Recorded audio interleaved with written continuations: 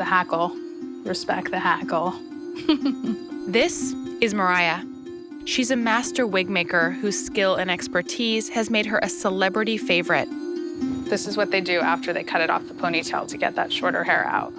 She painstakingly sews each wig by hand in a process that can take months to complete and costs as much as $15,000. Close it off, and then there you go.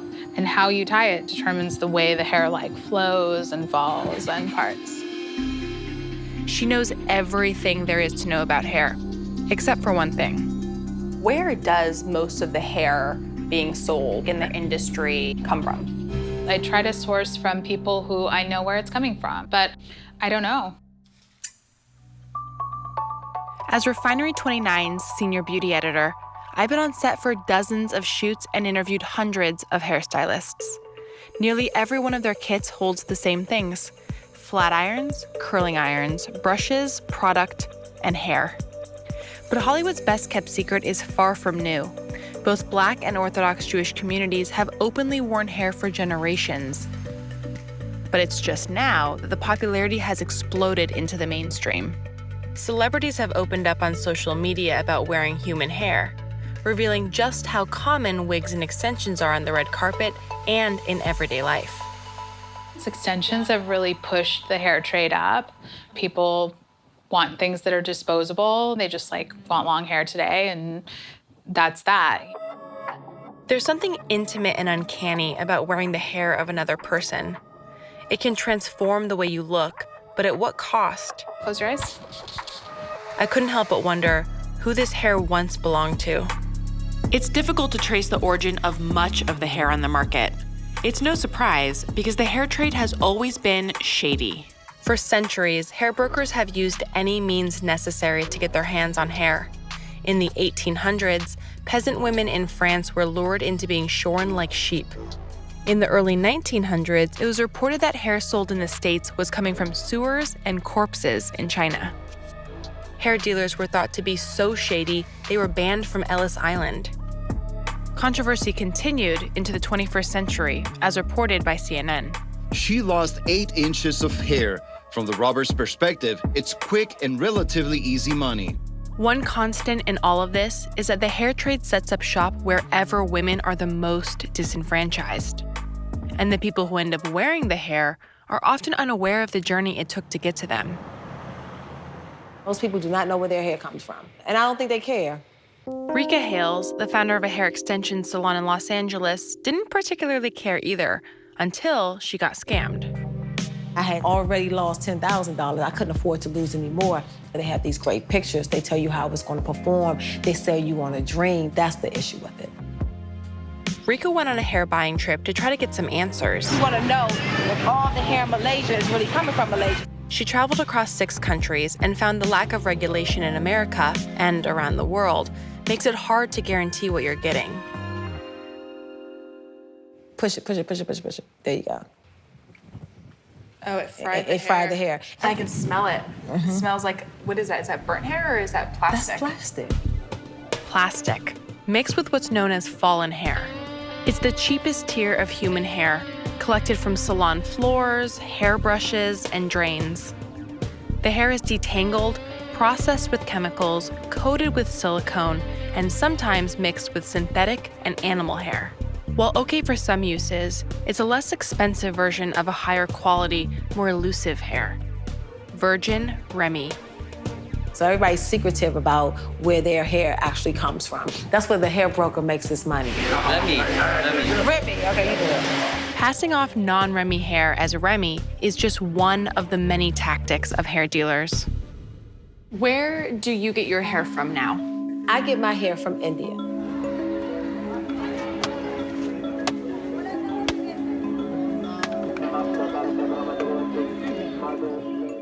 Widely considered to be one of the most ethical places to source hair, Hindu temples are a crucial part of the industry. Every year, millions of devout followers travel to temples like this one, the Sri Venkateshwara Temple in the southern state of Andhra Pradesh. It's the most visited Hindu temple in the world, and perhaps the most lucrative. Here, devotees shave their hair as an offering to the gods, which becomes an easy revenue source for the temple, bringing in more than $7 million per year. It's a practice that provides a constant supply of cheap, high-quality hair. But it's not for everyone. For some, matching specific textures and colors is worth paying top dollar for. Blonde, red, wavy, coily. The more niche the hair is, the more expensive and harder it is to source, making this type of hair prime for exploitation. After months of back and forth, only one of them agreed to show us their operation. We set out to Vietnam to meet him.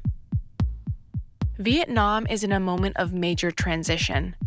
With one of the fastest growing economies in Asia, its growth is a mix of opportunity and exploitation. Hairstylists here have been known to offer women next to nothing for their hair, or offer them what sounds like a good rate, only to disappear before payment. Even though Dan agreed to meet us, I still had no idea what to expect or how legitimate his operation would be. Hi. The way other companies operate, everything is going to be under the radar. Some of the women that we've bought hair from, they've been scammed before. We're trying to be different than everybody else. Dan's mission is to make his company, Remy New York, one of the first ethical and totally transparent companies on the market. These are going to be our dyed hairs.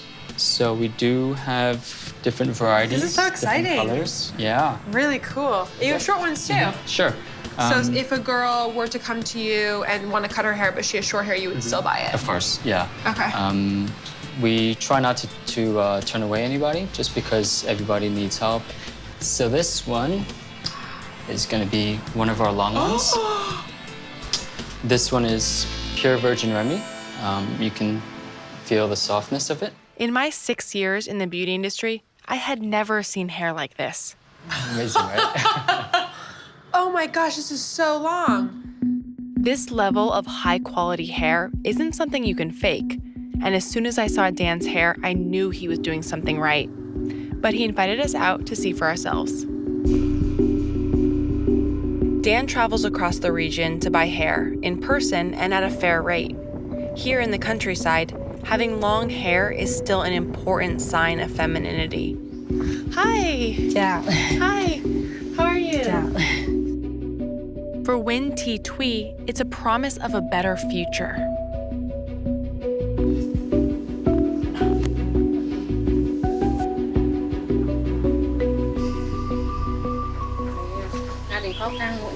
Gia đình khó khăn rồi kiếm thêm chút đỉnh tiền để xoay sở trong gia đình.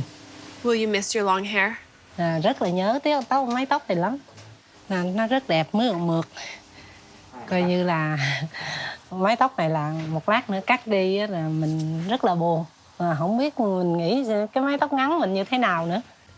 Tóc này là cũng nhiều người họ đến hỏi lắm rồi nhưng mà không bán, trả rất là thấp. Because for the previous times they only offer about $2 or $3 for her hair. That's like actually criminal. Có cái chú này đến hỏi là trả giá cao cho nên đồng ý bán.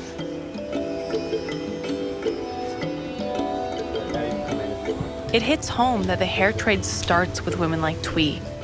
Behind many of these wigs and extensions is a woman making the tough choice to sell her hair to better her life.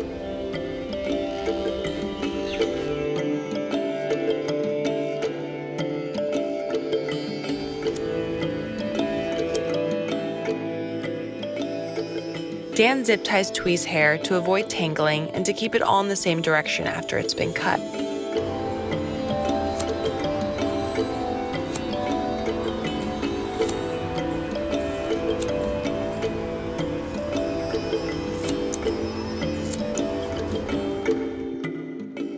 It looks beautiful. I think you look beautiful. You look young and fresh and really pretty. Will you tell her that? Này nói cắt tóc xong tóc cô nhìn rất là trẻ trung, dễ thương hơn. Dude, yeah. How are you feeling? Cô cảm giác sao bây giờ sao rồi? Thì cũng rất thích. Dan paid Thuy a little over $100. The money is more than a month's worth of living expenses for her entire family, enough to buy livestock that will bring a new income stream for years to come. Dan's rates are not only unheard of, they have the potential to change lives. It's a mission Dan's taking across the country. From a woman who wants to use the money to put her son through swim lessons for the first time, to another who needs to pay for books and tuition at school next semester, and even a woman who wants to advance herself through the trade. You know, there's no shortage of hair companies in the world, but there's no companies that want to make a difference, that want to change lives. The reason why I'm doing this is because I know that nobody else will, and nobody else has. While it's still the early days for Dan's company, a lot of eyes are on him to see if Remy New York can be a new standard within the industry. What does an ethical supply chain for hair look like? It sort of looks like fair trade. This guy in Vietnam, he's transparent, and the girls are getting something in return that's extremely valuable. You have to make an effort to understand where the hair is coming from, do your research, make sure that the women it's coming from are getting a wage.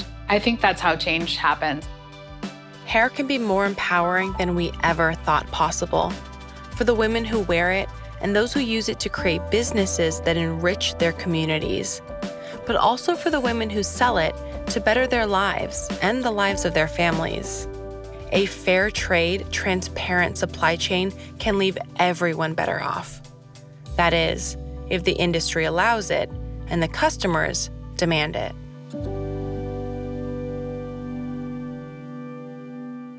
Thanks for watching Refinery 29. For more videos like this, click here, and to subscribe, click here.